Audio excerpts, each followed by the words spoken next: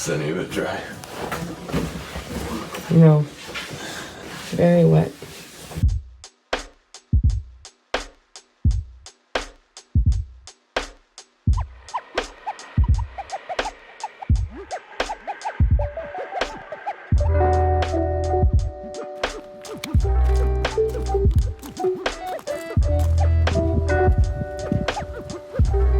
I think we're the last ones.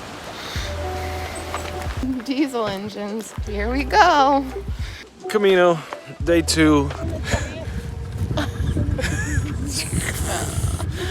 To be honest, I'm not sure that makes me feel any better. We made it to Roncesvalles, and today we are walking all the way to Zubiri. And it's about a 22 kilometer walk, 15 or so miles. I hope my math is right there, else it's going to be very embarrassing later. Well, I'll back check you. It's a little chillier today for sure. Very cold today. Very cold. Woke up pretty rough this morning, as you can see from my Doc Brown looking side of my hair. 1.21 gigawatts. The albergue that we stayed in was super nice, super clean, super well thought out.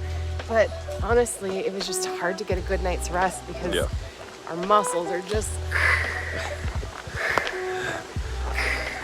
Kept waking up in the middle of the night needing to stretch my legs, stretch my feet. Had a really nice conversation with Matthew from Cambridge this morning. Told us all about the new EpiPen that he's designing, which I think is really cool. I just love the really interesting characters that we've already met, and it's only day 2. We had a great dinner with some friends from Germany last night, shared a bottle of wine, and great conversations. It's been fun. Yeah, I really feel like that's a lot what the Camino is about, is just making these connections along the way with all these new and interesting and very unique people. And this conversation that started to happen everywhere is, why are you doing the Camino? I've been hearing this question a lot, and I don't know, truthfully, we haven't spent that much time thinking about why we're actually doing this thing. So we'll report back to you on that later. Are you serious? Oh, you look really good. I just don't want the rain in my face. Definitely seems like we're gonna be walking all day with the ponchos on today. Yep. Weather report says just rain after rain after rain. It's kind of nice, at least it's not hot. Some good protection over there for sure. Oh man. Just started our walk 1 mile in. Bleak weather today. Another 4 or 5, maybe 6 hours to go.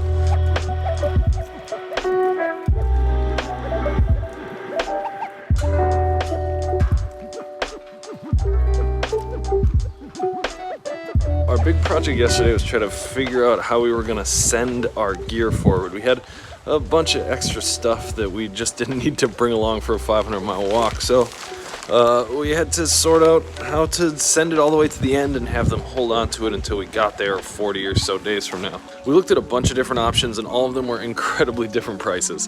One of them was Camino Fácil, and that was 85 euros just to send it to the end and have them hold it for a month. And then another one was the Correos, which I think is just the postal service here in Spain. And they had a service where they would either bring it to you every single step of the way. So you would just tell them all the hotels or hostels that you had booked for the entirety of the trip, and they would just carry your stuff for you and bring it to you at every single hotel, so you just never have to walk with a pack on. That sounds really nice. I think that service costs about 150 to 200 euros per bag. So it's a little bit expensive, but could definitely be worth it. Hi, kitty. How did you get up there, little one? So adventurous and so warm. Like the water's down there. Then how are you gonna get back in? No, be careful. So you could go with Correos or Camino Fácil. The one that we ended up going with was Jacotrans, and it was 40 euros for us to send our bag, which, I don't know, probably weighed somewhere between 15 and 20 kilos of all of our extra gear that we don't need for this walk, but we'll need for the rest of our trip. And they bring that all the way to Santiago, and they just leave it in their office for however long you tell them that you need them to hold it for. And then by the time you're done, you just go to that office all the way at the end, 40 some days from now, and pick up your stuff. I think it's sweet, because I think we'd be absolutely miserable if we were carrying around this extra 15 to 20 kilos between Lisa and I. Nah. Oh, and I'd put links for all this stuff down below so you can find it online, but truthfully, there's no real way to pre-book this stuff or to even really know that it exists until you kind of start this or buy the Camino guidebook. There's so many different services, and each of them kind of cover a different area, so just when you start, ask your hotel once you arrive, and they'll help you sort it out.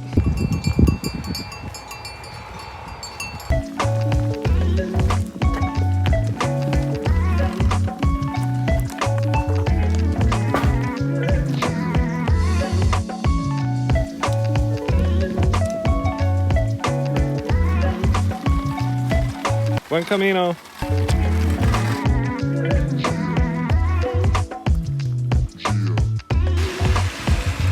Hi.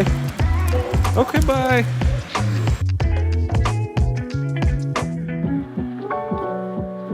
case you're wondering what €1 gets you. Don't get it wet! This smells so good in there.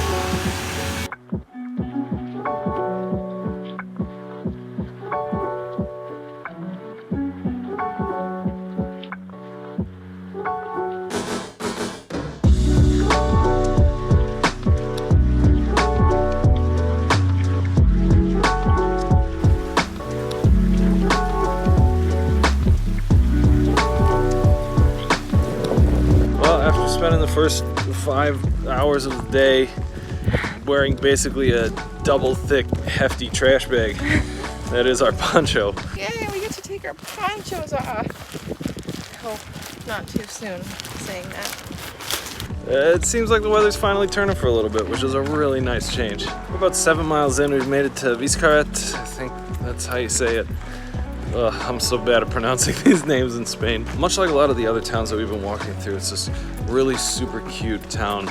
Lots of really old buildings, really nice bright red flowers all around them. Beautiful red roofs, beautiful wooden windowsills, all looking out at the amazing mountainous valley and mountainscapes. Really pretty with the fog on top.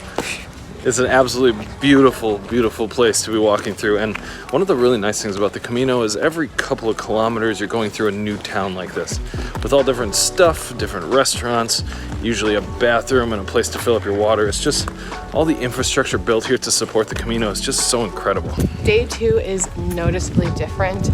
That is much easier than day 1 because So much. 1, there's not all this elevation, but there's so many different things to see along this route and in shorter distances. Lead the way. Hi. Dude, you're just a couple weeks old. Oh.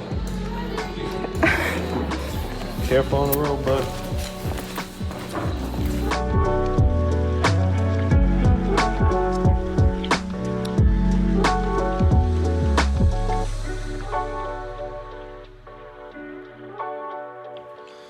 Just more bread.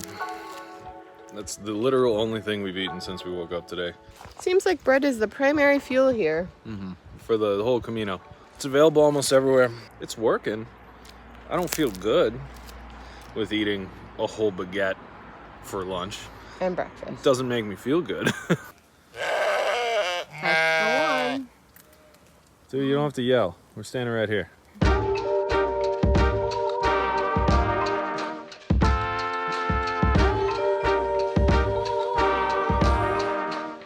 So as we're getting closer and closer to Pamplona, I'm seeing more and more references to Ernest Hemingway. Streets named after him, signs kind of explaining his history, and so I decided to start looking into it and learn about why Ernest Hemingway is so important to this area. Now, Hemingway is a complicated man with an even more complicated legacy, but I don't want to talk about all that. Back in the 1920s, Ernest Hemingway wrote his first book, and what a lot of people say is his best book, The Sun Also Rises. And this book was all about Pamplona and the San Fermin festival, which is most known for its running of the bulls. At the time that he wrote it, there were only dozens of tourists there who would go and see it, and it was mostly a local festival. And then after the release of this book, it explodes. He wins all sorts of awards for it. The book is incredibly controversial, but also insanely popular. And it puts this festival and Pamplona on the map, like the global map. All of a sudden, in the handful of years that passed this and all the way up until now, the running of the bulls and the San Fermin festival that's around it, the week-long festival, is this huge phenomenon. But the part of the story around Hemingway and here that I found most interesting and also kind of harrowing was that Hemingway came back about 30 or 40 years after he wrote the book, visited Pamplona, was going to try to relive some of the memories and some of the feeling that he had. Well, he was there when he fell in love with Pamplona and the area, and he finds himself thinking and then also writing about this idea that he had essentially ruined the thing that he loved by showing it to the world. The whole feeling of the festival had changed for him, and the running of the bulls had become this crazy, dangerous, blood and alcohol-fueled thing, where before it was still a very dangerous but a very local festival with a different feeling. And I found this a really interesting cautionary tale, especially considering the types of videos and the things that we do every single day. We're going out into the world and trying to find interesting, really cool things, and we want to share them with you, but Also, at the same time, we're trying to be really, really careful to not also ruin them. But it's just something that we're constantly thinking about as we're making these things, and that we don't end up maybe 20 years from now after something that we find and then share with all of you that we kind of ruined it. Okay, fine, we'll get out of here. Okay, fine. You know, sometimes you find a really cool thing, and there's two different ways that you can approach it. You can try to keep it your best kept secret and not share it with anybody, or you can share it with your friends and your family because you want them to experience the same joy and the same amazingness that is out there in the world. And we kind of believe that the more you see, the more you're exposed to, the more, I don't know, the more you understand the world, the more you understand other people. For a lot of people, some of those special gems have become super populated by people that don't live there or don't know too much about the history. And we get that just not everybody will understand with the same respect, the same way that you do. And we definitely want to do better. And we hope that we're sharing it in a way that shares the culture and the history and the context and just all love. It's hard because some of these beautiful, amazing places that we've lived and that we're from. Hemingway ended up ruining the thing that he loved, but he shared this beautiful, dangerous festival with the world, and it's a double-edged sword. You just gotta be careful how you use it.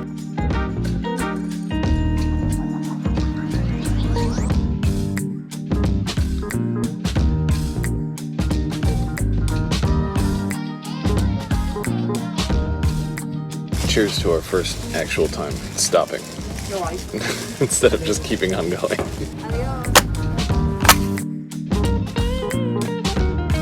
That place was awesome and perfect and exactly what we needed. Just another 2 miles to go till we get to Zubiri, and then hopefully we actually have a reservation for the hostel that we're gonna stay at. That'd be cool.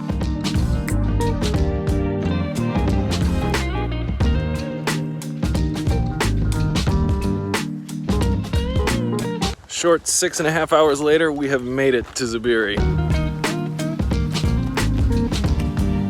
Yes! I think it's lunchtime because we skipped lunch, and definitely time to check into the hostel.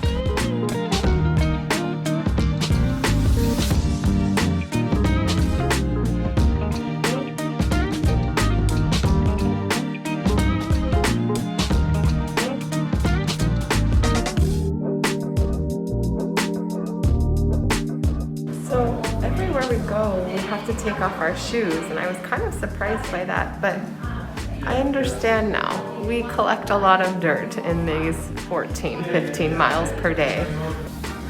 Well, what do you think? Great. Now it's your bed. Okay. Well, we have managed to arrive, unfortunately, right in the middle of siesta o'clock, so literally nothing's open.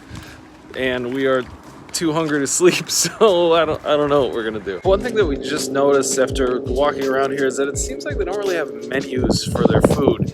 You know how normally when you go to a restaurant you expect this list of all the different things they sell, but we don't know what to order. Yeah, we don't know what to order, we don't know how much any of it costs. So I literally just said comida, which means food in Spanish. Yeah. And she said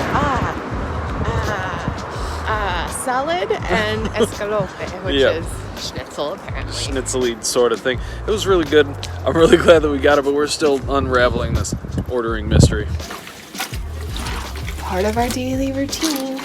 Just shower and wash some clothes. Okay, so we've just spent the past probably 3 hours calling every possible hotel in all of Pamplona and any of the surrounding area that's even kind of close. Everything is booked out. 100%. We couldn't find a single thing. And I don't know what to think. I don't know if we're using the right tool or the wrong tool or the wrong website or something like that, but everything is booked out. So I don't know exactly what we're supposed to do because it also looks like the next couple of cities that we were planning on walking to are also entirely booked out. So I don't know if we just picked the wrong time to do this or the wrong year, or we're feeling a little bit discouraged. This one especially. Yeah, we're feeling a bit lost right now. Not sure what to do. Wish us luck and hopefully we can find a place to stay. Searching and hitting it for way too long now. I don't know, we might just have to walk and see if we can book something on the way. This doesn't seem like the right time for that, but we don't have another option. Either way, that's it for the video today. Wish us good luck for tomorrow. We'll see you then. Despite spending another 3 hours or so looking to try to find some place to stay in Pamplona tonight, we didn't really succeed. We haven't found anything. We called about 40 places and absolutely nothing has any availability. So our plan today, if you can call it that, is to just walk all the way to Pamplona. It's about 13 miles from where we started, and hope that these hostels will have a little bit of availability for us once we get there. Oh? Oh?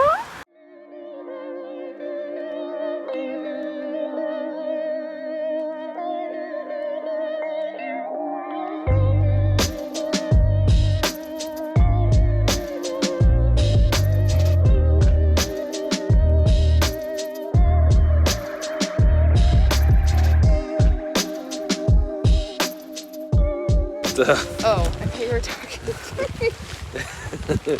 I was kind of. Oh, you look really good. Crinkle, crinkle. What's really coming down? Sorry for the camera. Two is definitely noticeably different than day. Stop. Back in the 1920s, Ernest Hemingway put. Back in the 1920s. Hi, kitty. What do you got to tell us? So many things to say.